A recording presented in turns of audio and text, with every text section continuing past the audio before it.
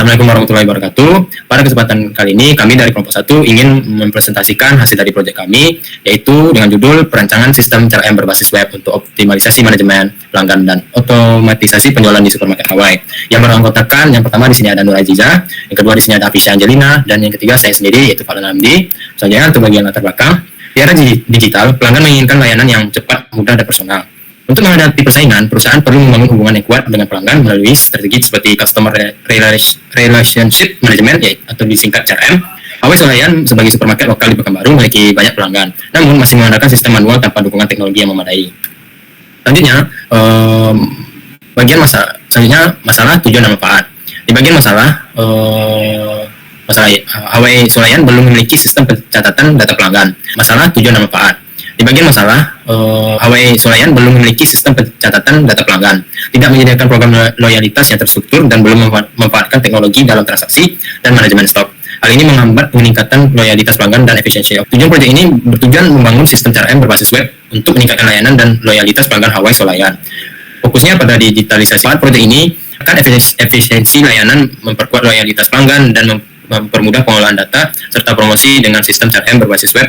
Proses bisnis menjadi lebih terstruktur dan responsif terhadap kebutuhan pelanggan. Selanjutnya untuk proyek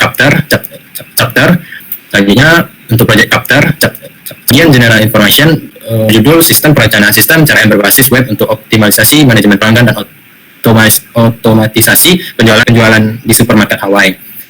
Dengan deskripsinya, yaitu proyek ini bertujuan merancang sistem web CRM untuk supermarket Hawaii Rombay guna mengelola data pelanggan, otomatisasi penjualan, dan meningkatkan loyalitas melalui fitur CRM pelanggan, promo, dan pelacakan riwayat pembelian dalam satu platform.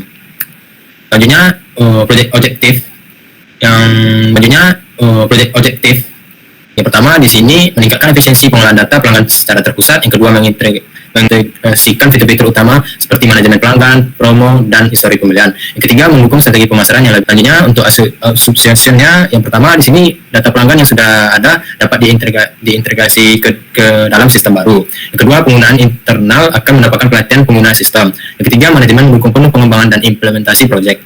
Yang keempat, bagian proyek skopnya. Yang pertama, pengembangan sistem CRM berbasis web untuk Hawaii Swalayan. Yang kedua, modul manajemen data pelanggan, promo, dan histori pembelian. Yang ketiga, sistem login dengan auto.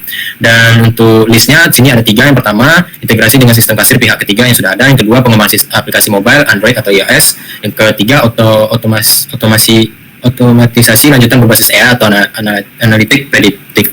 Selanjutnya untuk proyek milestone-nya, di sini bagian proyek milestone-nya yang pertama ada. Selanjutnya untuk proyek milestone-nya, di sini bagian proyek milestone-nya yang pertama ada perencanaan proyek, yang kedua ada desain sistem, yang ketiga ada pengembangan, yang keempat uji coba dan dubbing atau bug, terakhir pelatihan dan implementasi. Selanjutnya untuk impact statement-nya, dalam impact statement-nya ini pertama perubahan proses pelayanan pelanggan dari manual menjadi digital, yang kedua kebutuhan pelatihan penggunaan sistem, yang kedua kebutuhan pelatihan penggunaan sistem baru untuk staff, yang ketiga integrasi data pelanggan lama ke dalam sistem baru, yang keempat pengurangan waktu proses input dan pencarian data pelanggan. Selanjutnya untuk business case, yang pertama di bagian background Hawaii ini adalah supermarket yang lokasi strategis, produk lengkap, dan basis pelanggan setia. Namun selanjutnya untuk business case, yang pertama di bagian background Hawaii ini adalah supermarket yang lokasi strategis, produk lengkap, dan basis pelanggan setia. Namun di era digital ini, Hawaii Swalayan menghadapi tantangan dalam mengelola hubungan pelanggan atau CRM dan operasionalnya. Data pelanggan yang tidak terintegrasi, pencarian produk manual, dan absennya program loyalitas. Selanjutnya yang kedua di sini ada bisnis objektifnya. Yang pertama meningkatkan loyalitas pelanggan, yang kedua meningkatkan efisiensi pelanggan dan transaksi, yang ketiga meningkatkan nilai perusahaan melalui hubungan pelanggan jangka panjang, dan yang keempat menjadi swalayan pilihan utama masyarakat. Selanjutnya kita bakalan masuk ke bagian mind map. Jadi di bagian mind map ini terdapat 5 proses. Yang pertama itu initiating, planning, executing, controlling, dan juga closing. Nah, kemudian di sini ada identify risk atau identifikasi risiko yang diimplementasikan dalam fishbone diagram. Permasalahan utamanya itu adalah keterlambatan atau gagalnya penyelesaian proyek sistem CRM karena hambatan selama proses pengerjaan. Yang pertama itu ada modern nature, di mana yaitu subprosesnya itu ada waktu pengerjaan terbatas, kemudian proses harus selesai dalam waktu pendek, kemudian jadwal kerja tim tidak menentu karena terganggu dengan tugas lain atau kegiatan lain. Kemudian ada material, di mana untuk subprosesnya itu yang pertama ada data pelanggan supermarket yang tersedia, kemudian minim wawancara atau diskusi dengan peserta. Kemudian ada metode. Di bagian metode ini subprosesnya itu tidak adanya rencana kerja yang jelas, proyek yang diberikan itu di waktu yang sangat mepet, dan kesalahan dalam identifikasi kebutuhan. Selanjutnya itu ada measurement, di mana subprosesnya itu tidak pernah evaluasi progres secara rutin, kemudian tidak buat timeline atau target harian atau mingguan. Kemudian ada mesin, yang subprosesnya itu tidak ada cadangan atau backup kalau laptop rusak atau hilang atau matot. Kemudian laptop lemot atau sering error saat buka banyak tab. Kemudian ada manpower, di mana tidak semua anggota memahami perannya masing-masing, terbatas waktu karena tugas kuliah lain yang cukup padat, kemudian tidak semua anggota punya kemampuan yang seimbang. Next. Nah, kemudian di sini ada perhitungan CBA atau cost benefit analysis. Jadi untuk menghitung cost benefit analysis ini, pertama kita harus menghitung atau mendefinisikan development cost. Jadi development cost itu merupakan biaya yang dikeluarkan selama fase pengembangan produk atau sistem sebelum produk dirilis atau dijual ke publik. Untuk case kami itu, untuk development cost-nya itu ada, pertama itu cost estimation-nya dulu. Pertama itu ada gaji developer, hosting domain, terus tambahan dan sebagainya. Next.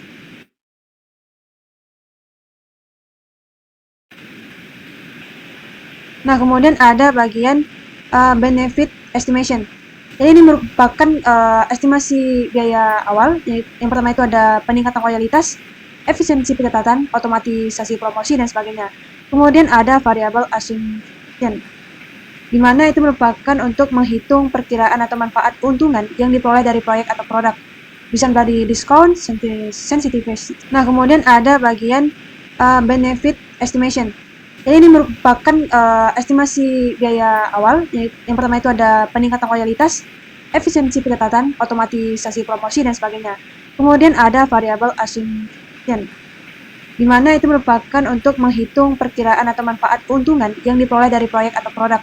Bisa dari diskon, sensitivity factor, dari cost, keuntungan bersih yang masuk sejak tahun pertama hingga periode akhir dari proyek itu berjalan. Sehingga kalau kita lihat dari tabel berikut, menunjukkan proyek ini sangat cepat untuk menghasilkan nilai balik dari investasi awal. Lanjut. Selanjutnya itu adalah analisis profitability index atau PI dan kelayakan proyek.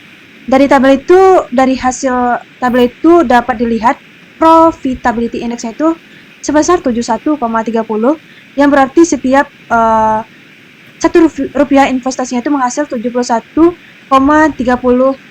rupiah nilai manfaat. Karena nilai PI jauh di atas 1, maka proyek ini sangat layak secara ekonomi dan investasi. Lanjut. Selanjutnya akan dijelaskan oleh Agus. Oke, baiklah, selanjutnya saya akan menjelaskan mengenai earn value, yang mana di sini kita terdapat pekerjaan itu ada initiation process, planning process, executing process, controlling process, dan closing process. Nah, untuk initiation process itu anggarannya itu 1.350.000 dan bobotnya itu sebanyak 15%. Nah, jadi untuk totalnya itu untuk pekerjaan 100% dan total 15%. Dan untuk planning yaitu anggarannya 3.600.000 dengan bobotnya itu 40% dan penyelesaiannya itu untuk pekerjaan 100% dan totalnya itu 40%. Selanjutnya executing proses yaitu dengan anggaran 2.700.000 di mana bobotnya itu adalah 30% dengan penyelesaian itu pekerjaan 96% dan total penyelesaiannya itu ada 29%. Selanjutnya ada controlling proses dengan anggaran 900.000 dengan bobot 10% dengan penyelesaian pekerjaannya itu 90% dan total penyelesaian itu 9%. Dan yang terakhir ada closing proses dengan anggaran 450.000 dengan bobot itu 5%, yang mana penyelesaian pekerjaan itu 90% dan total penyelesaiannya itu adalah 4,5. Jadi penyelesaian total fisiknya itu 97% dengan nilai hasilnya itu adalah 8.100.000. Next. Selanjutnya adalah perhitungan CPA SPI, yang mana tadi terdapat 5 pekerjaannya itu initiation. Di sini untuk perhitungan BCWP, yaitu Budget Cost of Work Performance, nilai anggaran dari pekerjaan yang sudah diselesaikan hingga suatu titik waktu tertentu. Nah, ini tuh didapatkan dari anggaran saat ini terdapatlah CPI yaitu 1,02122449 dan SPI-nya itu 0,97. Next.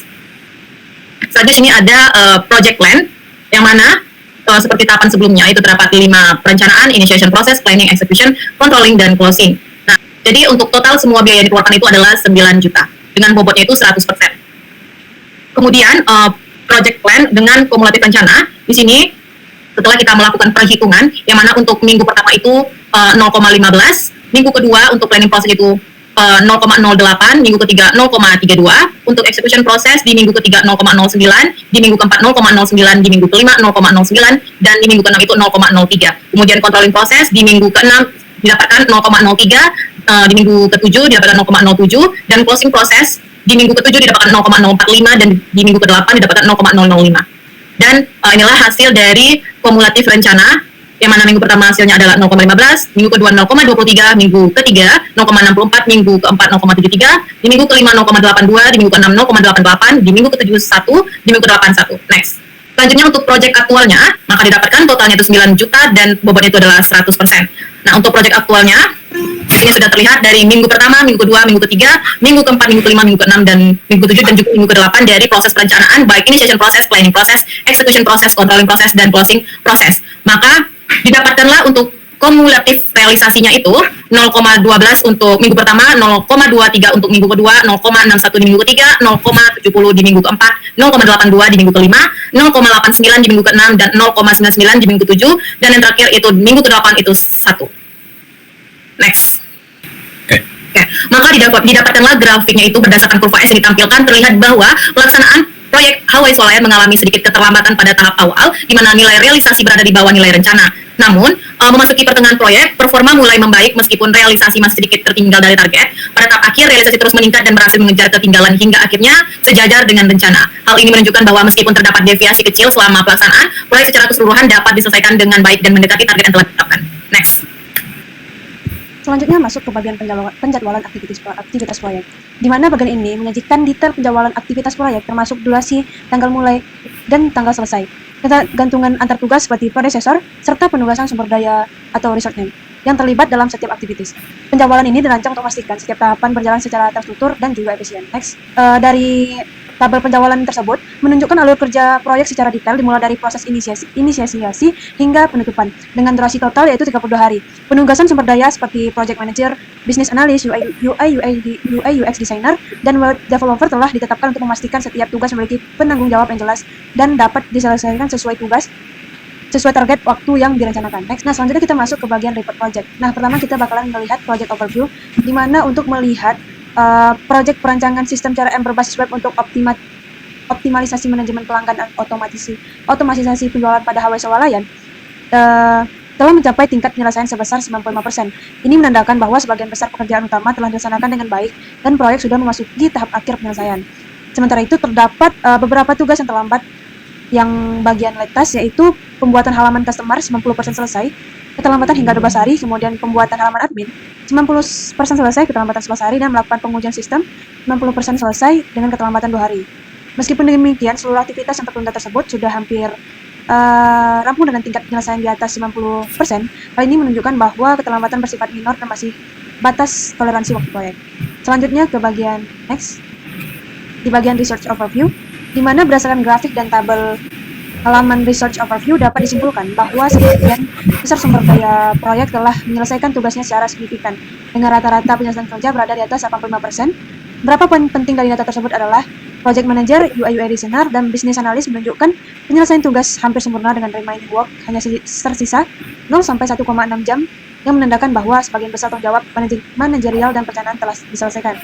Dan untuk web developer masih memiliki remaining work sebesar 18,4 jam, menunjukkan bahwa beberapa pengembangan teknis masih sedang berjalan, kemungkinan terkait finalisasi halaman user dan admin. Kemudian ada QA tester juga menyisakan 1,6 jam pekerjaan yang dapat diasumsikan untuk validasi akhir terhadap fitur sistem.